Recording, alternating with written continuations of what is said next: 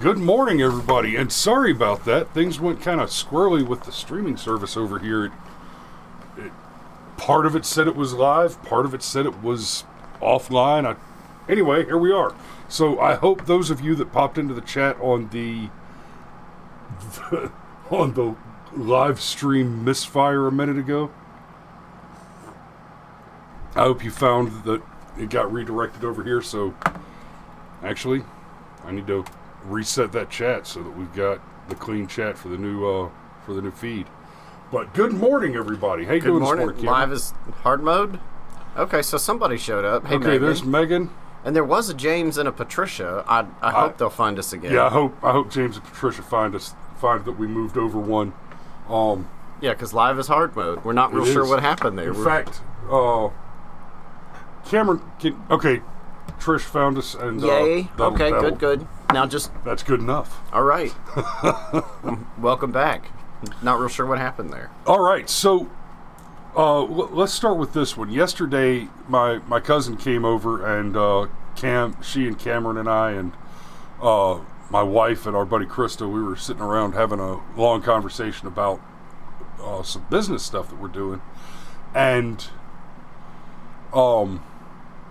Jen asked some questions about safety related to having children and guns in the same home. So there's a lot to go down as far as, basic situational awareness, teaching your children right from wrong, and the things that you do to be safe generally with firearms. But before we get into any of that, for all the chuckleheads out there that go on about, I'd never have a gun in my house because what if my kid found it? Like, okay. What do you do in the wintertime when it gets cold, or the summertime when it gets hot? Do you have, I don't know, lights in your house? How do you prepare meals if you're so worried about safety that you just can't have a dangerous item in the house? Right?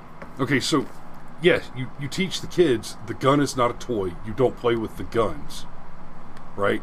Every gun is always loaded, whether it's loaded or not. The fact of the matter is, as far as you're concerned, every gun is always loaded, right? And, I mean, basically all my kids, except for the 2-year-old, have had this is a gun, this is a bullet, this is a magazine, this is how you clear a weapon, this is the safety mechanism on this weapon. Daddy's daily carry doesn't have a safety lever on it because it's a revolver, and don't you ever touch Daddy's revolver. Without asking. If you want to look at the gun, absolutely ask Daddy, and we will sit down and we will look at the gun. And we've gone through, I've sat down with my kids with the revolver, with the AR, with the no, I don't think I've taken them through cleaning the shotgun, but we've gone through how to clean how to clean a rifle, how to clean a revolver, how to clean a slide action semi-automatic. And that's just part of living, right? You have a car. Believe it or not, you teach the kid not to stand in front of the car when it's moving, not to run out behind the car when it's about to move or is moving, not to jump out of the moving car, to put on a seatbelt when you're in the car. You teach children to be safe. We do not live in a world which is safe, right? As much as the enemy wants to make you believe it to be the case, there are actually no safe spaces. You get your zombie apocalypse where the entire world is as unsafe as it can possibly be, and you're smart and get away from the cities, you get away from the crowds, you move, you seek out a place that is as secluded and removed from the greatest probable available threats. And hey, Lyme disease is still a threat. Exposure is still a threat, right? Infection is still a threat. Tripping and suffering an injury for which you don't have access to immediate medical treatment. A broken ankle can turn into an infected wound, can turn into gangrene, oh my God, there is no safe space. The best you can do is teach your children to protect themselves and be strong. Yeah, that's how I was brought up. My father demystified guns from an early age. Like, there was no question that he owned them. There was no question that he carried them. They were a thing to be respected. And rule number one is that there's no such thing as an unloaded gun. Like, it is what it is. My grandfather, there was a loaded shotgun or rifle behind every door in the house. Like, you walk through, between every room there was a doorway, but there was actually a door on each doorway, and all the doors were open, and there was a gun behind all the doors. Not all of them, but yeah, all of them. Hey, man, look, 00 buck is what you call a deterrent. Yes. Okay, so just to touch on that, and to be real clear, a lot of those stats that you see where if there's a gun in the house, there's more likely to be suicide, there's more likely to be accidents with children, you're more likely to have your own gun used against you. A lot of those statistics are cooked, as it said, as you might say. I think it was Ronald Reagan who said, "Stats never lie, but liars use stats." Statistics. Yeah, that's an old. There's lies. There are lies, damn lies, and statistics. That's Mark Twain. But there's, yeah, Trish talks about. Whew, yeah, Trish. That's. Pop had a gun behind every door. Trish's dad, he's a whole other level on that. But I mean, my children have been around guns since they were very small, and they've never had an accident, nor will they ever have an accident because they understand, because I taught them from a young age. I'll never forget my oldest son, Tyler. My dad had a .22, target pistol. And just practice, whatever. And at like 4 years old, we let him shoot it. And we literally would load in one bullet at a time and say, okay, Yep. And I mean, and you should have. When we were done, he went running back up to the house. And I mean, and he burst open the door and was like, I shot real bullets! See, I have not actually had any of my kids fire real ammunition yet. They've all fired, except for the baby, they've all fired the airsoft guns, and we've had the conversation, so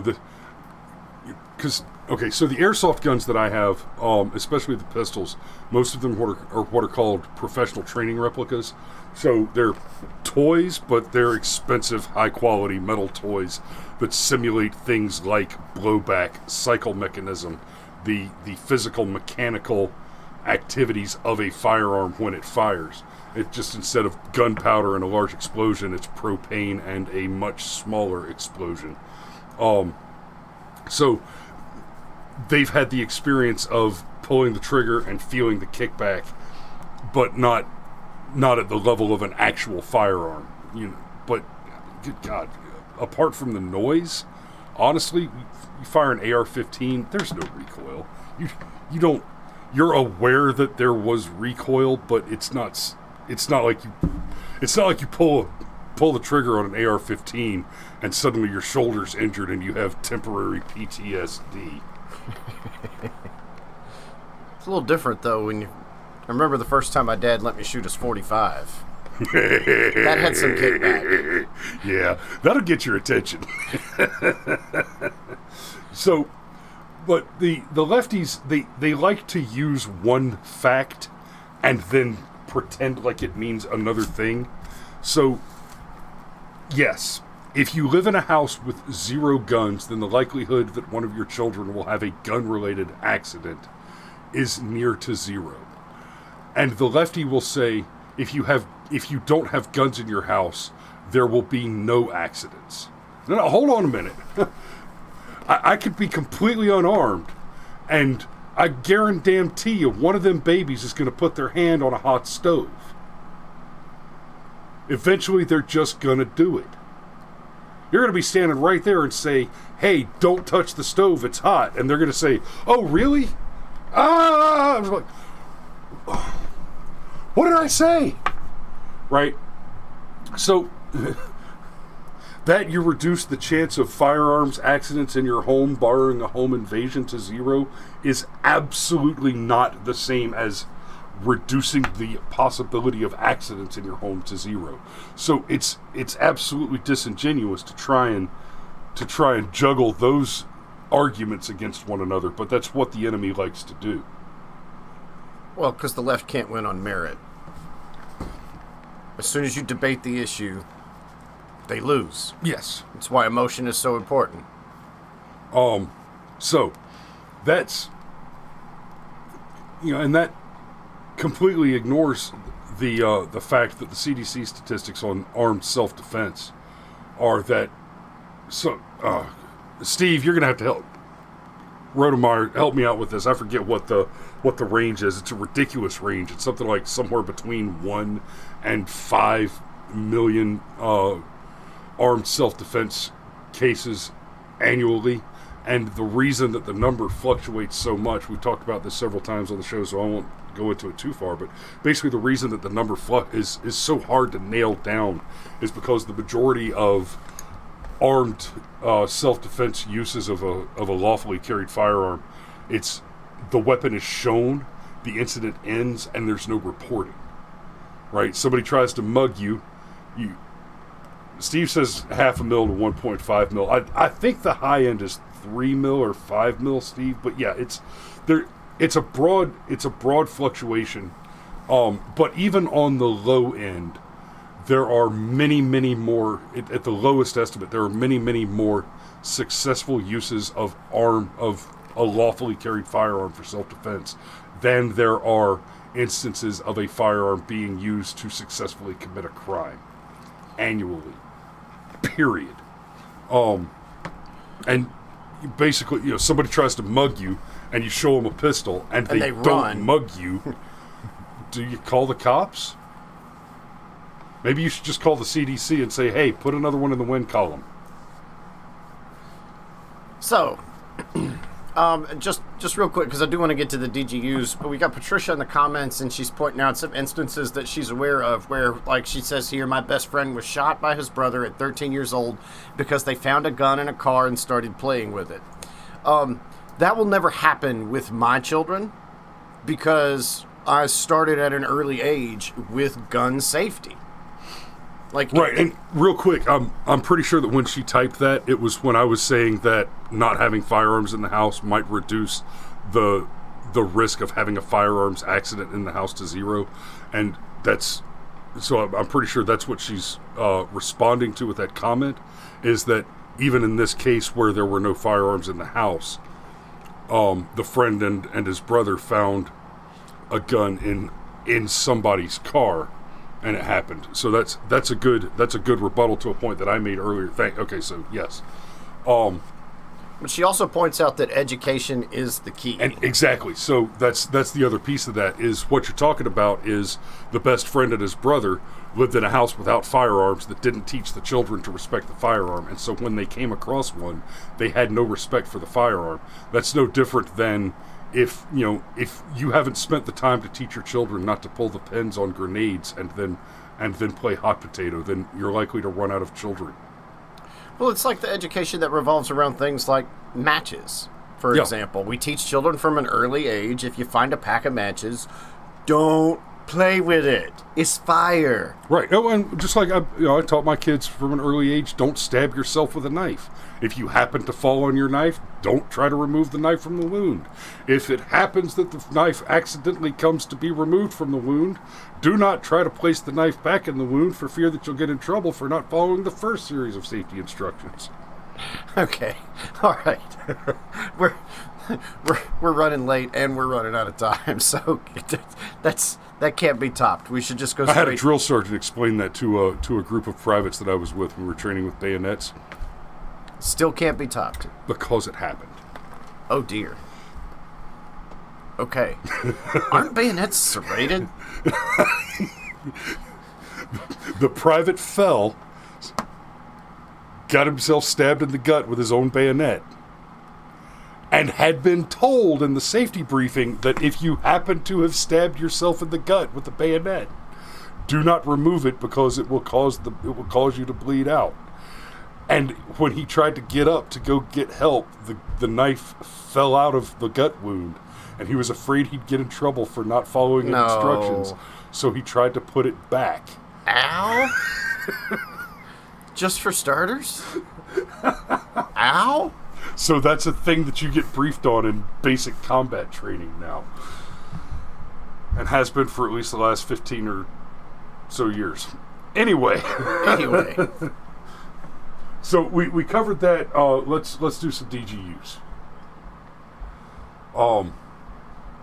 Real quick. Okay. I am not going to treat these today, but it bears note that there were two there were two shootings this week. There was one earlier this week in Newport News. A teenager went to a school, shot two people.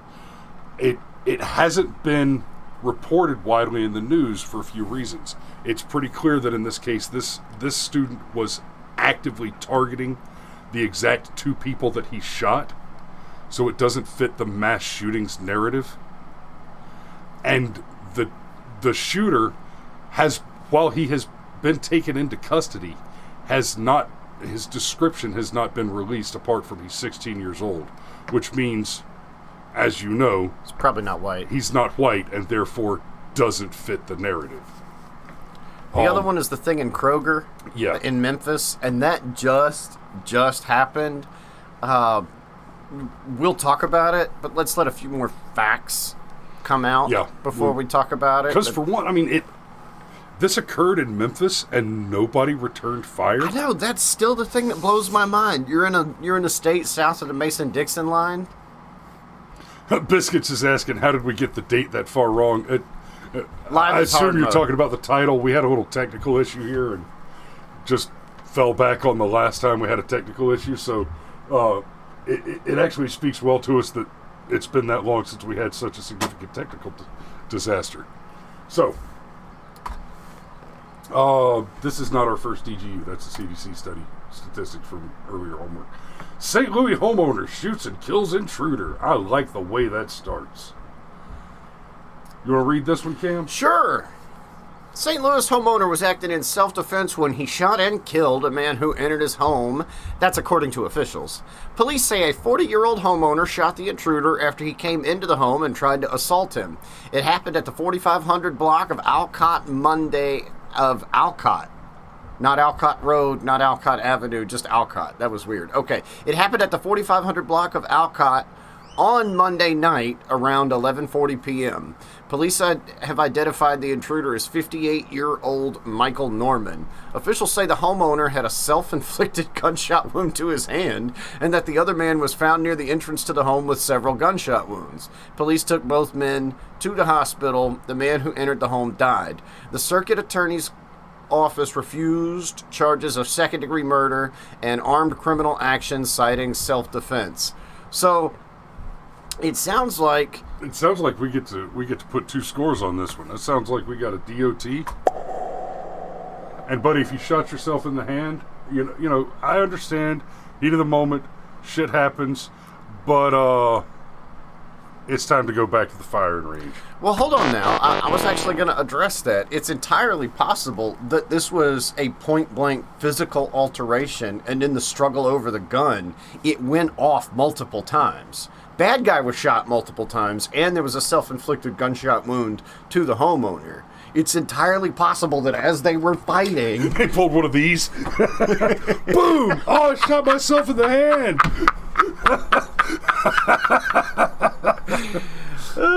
I'm gonna say that this scenario probably not what happened, or this would be a DRT, not a D. Not a DOT. Yeah. Still though, that's not bad. And you're 58 years old and breaking into homes? Get a job. Are you kidding? You're almost to Social Security at that point. Just get an alcoholism habit and ride it out until you turn 62. Ooh. Okay, let's move on.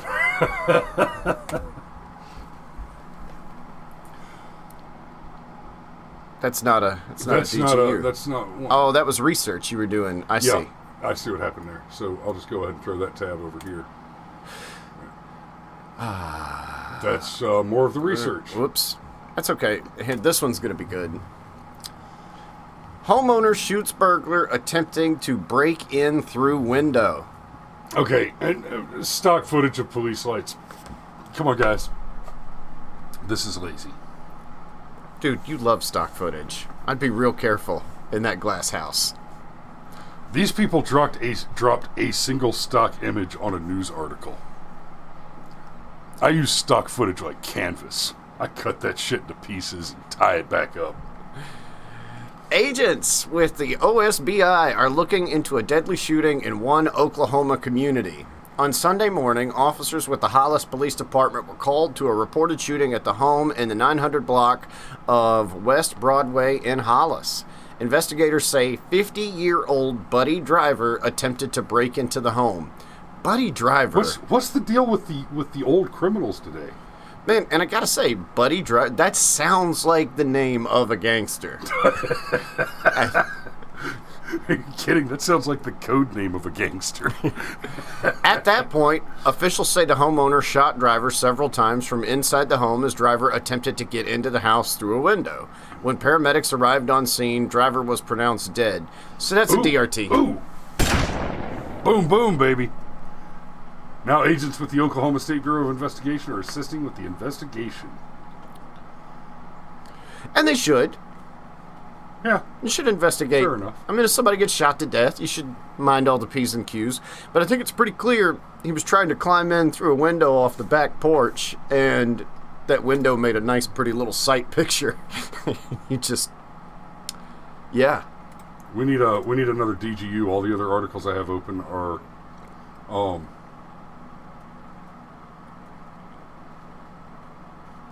Wow, that one's dark as shit, but we could do it. God, did we already cover that one? No, I don't think so. It's 9:18. No.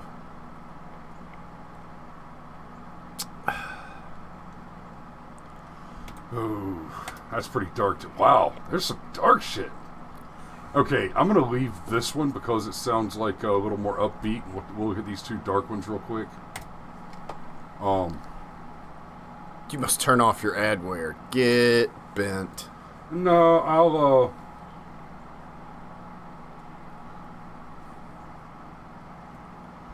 I'll greenlight this one page for this instance. Steve's in the comments. He says, how about the Peeping Tom shot through the wall? Google that.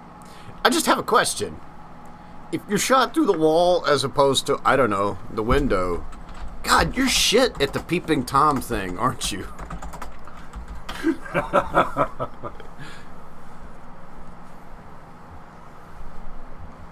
Okay, Steve, we'll do this one for you. Peeping Tom shot dead through woman's bedroom wall in North Houston. A man found dead outside a North Houston house late Friday had reportedly been peeking into a woman's bedroom when she shot him through the wall with a rifle, police said. Houston police responded to a call shortly after 11 p.m. in the 890 block of Irvington Boulevard to find the man's body at the side of the house with a gunshot wound to his torso. So that's a DRT. Boom, boom. The woman told police she saw a stranger looking in and took action. She was in fear. She had a rifled. Jesus. We'll forgive it. She shot numerous times through the wall, ended up striking the male. The male ran a little ways and passed out. Yeah, that's what he did. He passed out. We're being told it was a Peeping Tom. The woman was cooperating with police. Homicide officials were expected to investigate and decide whether the woman would face charges according to On Scene. Which is some kind of news source, I take it. Yeah, so, just point of fact, okay? Dear Peeping Toms, the internet is a thing. And I don't want to go too far down this rabbit hole, but I promise, whatever variety of naked you want to see, you know, it is available. even before the internet was a thing, you got to think the Peeping Tom. The Peeping Tom is pretty creepy because if we're just talking about a pervert, you just want to go look at some weird sex stuff. You want some freaky porn, whatever. I mean, guys, that's in the brown bag at the shittiest head shop near you. Or that sketchy gas station. Yeah, in that town? sketchy gas station. They've got the weird stuff under the counter. You want midget clown porn? They've got it. Joe, I'm telling you, you can get it at Fritz's. So, if you're doing the Peeping Tom thing, it seems like either you're not just talking about somebody who's a pervert or somebody who's got a fetish or an interest. You're talking about somebody who has either a very specific fetish that involves the illicit nature of the activity quite separately from viewing the illicit material, or you're talking about somebody who has an interest in that specific person. Yeah, and it's not like this is the 1950s and Playboy didn't exist yet. And I'm not saying I'd be I don't know if Playboy was... Playboy may have been around in the 50s. I mean, Hef was old. Yeah. He was. He was. And I'm not saying... I'm not sure Hef didn't fight at Hadrian's Wall, man. I mean, Hef was old. Look, and I'm not saying being a Peeping Tom is okay, but at least, like, in 1951, it made a bit more sense.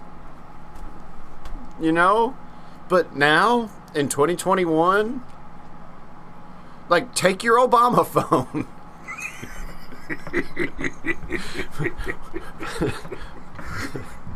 Find an open Wi-Fi, log in, and then just Google it. In fact, I don't know this from personal experience, but because the internet works the way that it works, there's probably Peeping Tom porn on the internet.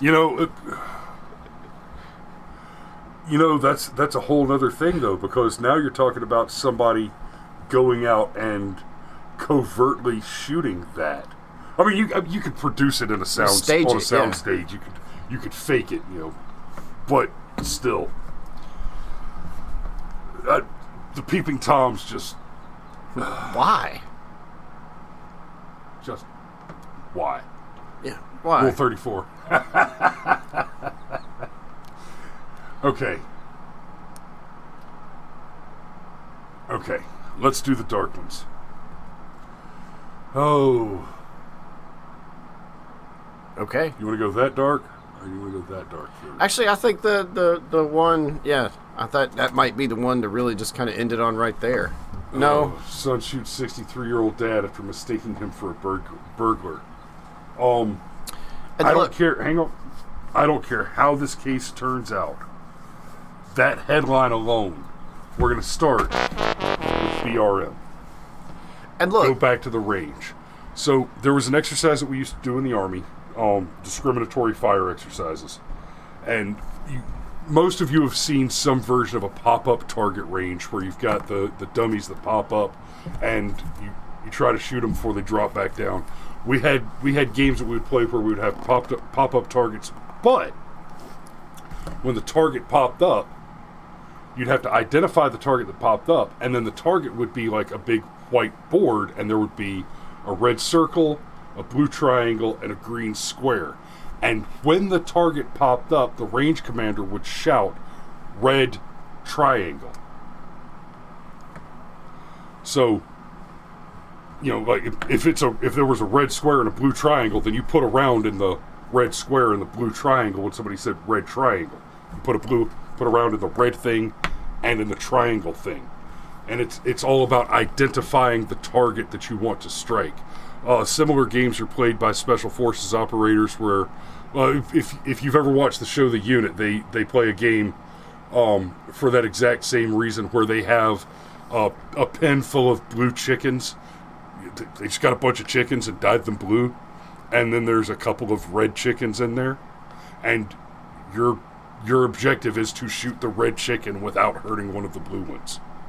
It's difficult, but if you haven't done so, and that's a little extreme, but identify your target. That extra second to identify the target, that it's not a full second, but Yes, ID your target. Don't guess. And look, let's be clear. This is full transparency here. We don't necessarily like covering the rare occurrence where gun stories go bad, But we are. but we are, because consistency. Well, and what? Okay. We revel in our victories. We glory in our accomplishments. But we learn from our mistakes. Oh boy. 63-year-old Washington man called 911 earlier Friday to report he'd been shot by his son, who mistook him for a burglar, Mill Creek police said. The son fired several shots toward who he believed to be an intruder at 12:30 a.m., police reported on Facebook. One of the shots hit his father. The father was taken to the hospital, but his injuries were not believed to be life-threatening, police said. Officers searched the home and found no evidence of a break-in or intruder. There is no reason to believe there is any danger to the public at this time, police said. No suspects are believed to be at large in the community. South of Everett, police said the shooting did appear to be accidental and the son may have mistaken his father for an intruder. God, they gave you no interest. They basically said the same thing over and over and over again. And, because okay, was there alcohol involved here, just for example? Why was his father entering the home at 12:30? Was the father already in the home? Did they live together? Are we talking about a young, 63-year-old Washington man is the father, so, I would expect that the son is between 20 and 40. Give or take. Right. I'd like to have more details on this, but at a minimum, this is hey, ID your target, right? Don't even put your finger on the trigger until you know what you intend to destroy. And also, don't point that weapon at anything until you intend to destroy it. Also, you could do what I do. You notice how I have a tendency to announce myself when I walk in your house? Mm-hmm. It's because I know you got a lot of guns in here. Hello? Oh, okay, it's just Cameron. And you wake the old scary people up with a stick from a distance. Don't kill it. It's just a Cameron. Okay. Oh, this one looks awful, horrifying. But to this prevent is out of Harris assault, County, Texas. LaPorte juvenile shoots family member to death to prevent assault. We read one like this a few weeks ago, but this one's from September 18th, so. Or at least this report is. A juvenile is being called a brave kid by the Harris County District Attorney's Office for protecting a family member. I'm going to blow that up a little bit so we can read it better. For protecting a family member from assault by another family member. The video above is from a previous story. What? Okay. The juvenile shot the family member to death at a home in the 1100 block of Deaf Smith Road in LaPorte around 1 a.m. Saturday, sources said. According to the DA's office, juvenile and the woman moved to a home to escape the family member. That relative, whose sources identify as Tracy Landry, showed up to the home with what officials said appeared to be a sack filled with canned goods to use as an assault weapon on the woman. That's when the juvenile allegedly shot Landry in the back and chest with a handgun and called police. Landry died from the gunshot wounds. That sounds like a DRT. Police said they did not take the juvenile into custody because they considered the shooting an act of self-defense of a third party. All evidence will be thoroughly reviewed by prosecutors and presented to a grand jury. Landry has been out on bond for a May 2021 charge of assaulting a family member with previous conviction. His pretrial bond was granted and set at $15,000. That same day, Landry was also charged with injury to an elderly person. Court documents say Landry hit a man over 65 years of age with his hand and kicked him. Harris County Magistrate Lisa Porter found no probable cause in that case, and it was discharged as a result, court records say. Court documents also say that Landry was convicted in 2013 against domestic abuse assault of a relative person he was dating in Dubuque County. Okay, so honestly, this one... It's awful, but... It says family member from attacking another family member. Is this... The juvenile and the woman moved to a home to escape the family member. Okay, this one's confusing, and so I agree, Steve. It sounds like a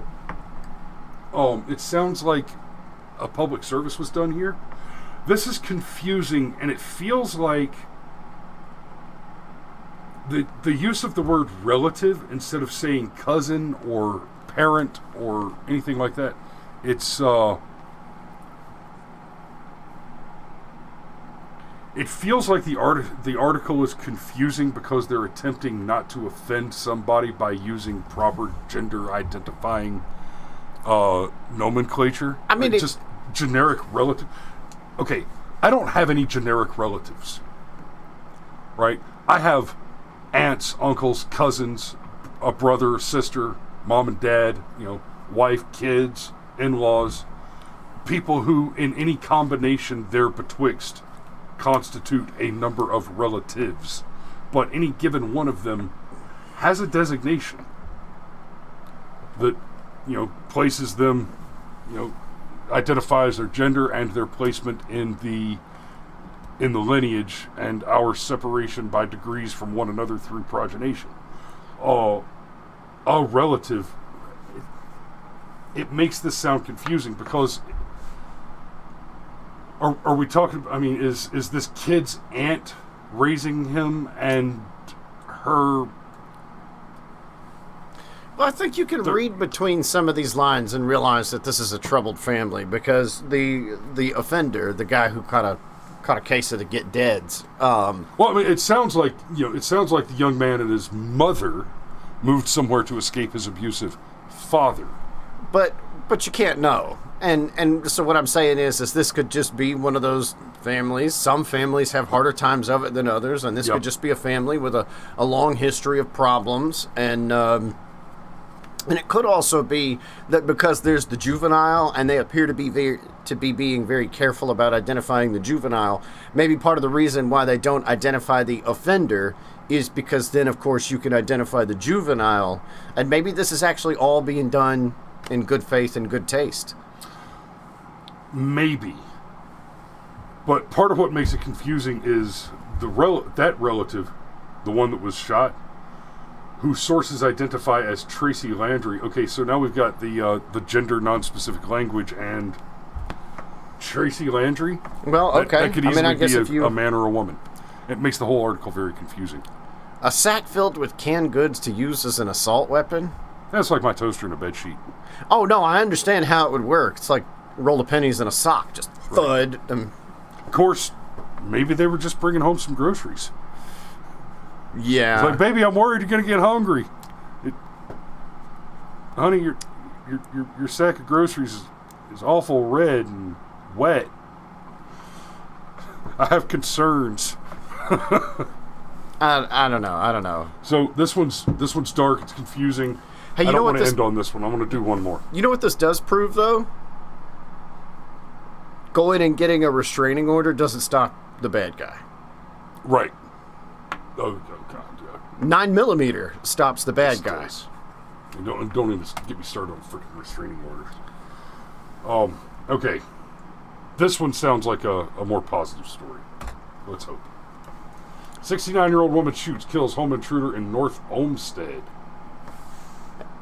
A 21-year-old woman was shot and killed after police said she forced her way into a couple's North Olmsted home. According to the North Olmsted Police Department, the woman broke into the husband and wife's home on Mastic Road, just before 11 p.m. Sunday. Police said that the intruder fought with the 72-year-old husband. It was then that the 69-year-old wife grabbed their gun and pulled the trigger, hitting the intruder in the stomach. Is there anything wrong with that sentence? Yes. It says that the 69-year-old wife grabbed their gun. It should have been her gun, okay? Your wife needs her own gun, guys. This is like a toothbrush, right? You need to have more than one toothbrush in the house. Just saying. But otherwise, no. Police identified the intruder as Kiera Tompkins of Cleveland. She was taken to the hospital where she later died, so that's a DOT. The homeowners told police they did not know Tompkins. The thought of this being a random act sent chills down the spine of the neighbor, Tatiana Wargo. I had goosebumps all over my body. Wargo told 19 News. Terrifying ordeal happened just feet from Wargo's home. Who gives a fuck about Wargo? She has a Ring doorbell, so she recorded part of the incident. I'm going to skip all the stuff with Wargo because she's not the victim and she's not the badass. But 70-something-year-old man fist fights the bad guy, or in this case, the bad girl, long enough for wife to go get a gun and handle business. That's fantastic.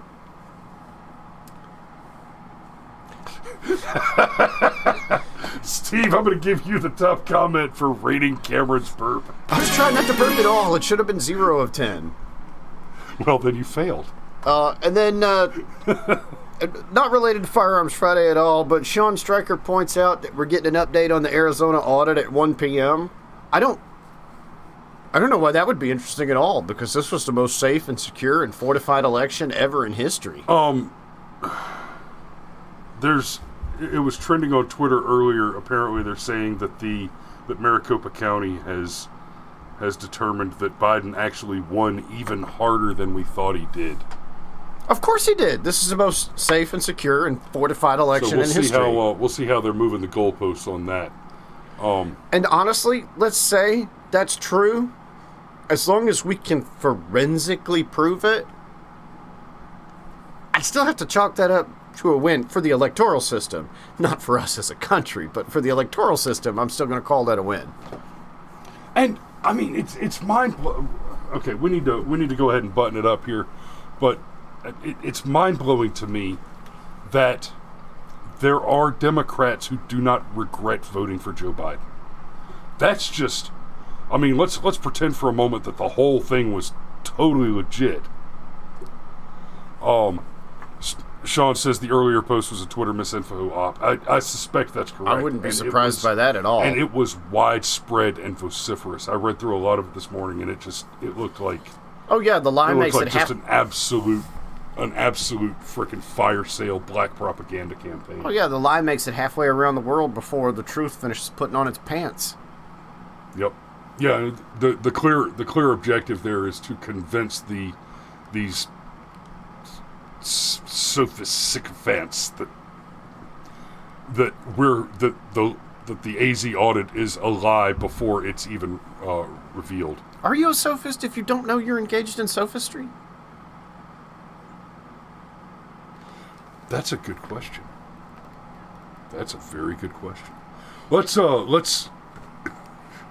y'all be safe. Keep calm and carry one. Yes, Steve, absolutely. It's Friday. That means we're going into the weekend. Don't drive drunk. Don't fry bacon naked. Sex, drugs, rock and roll, farm animals, and videotape. No two at the same time. Y'all, yes, indeed, Sean, keep that head on a swivel. Keep one in the chamber. And please, please, please. Have a good weekend. Back here Monday morning. Have a great weekend.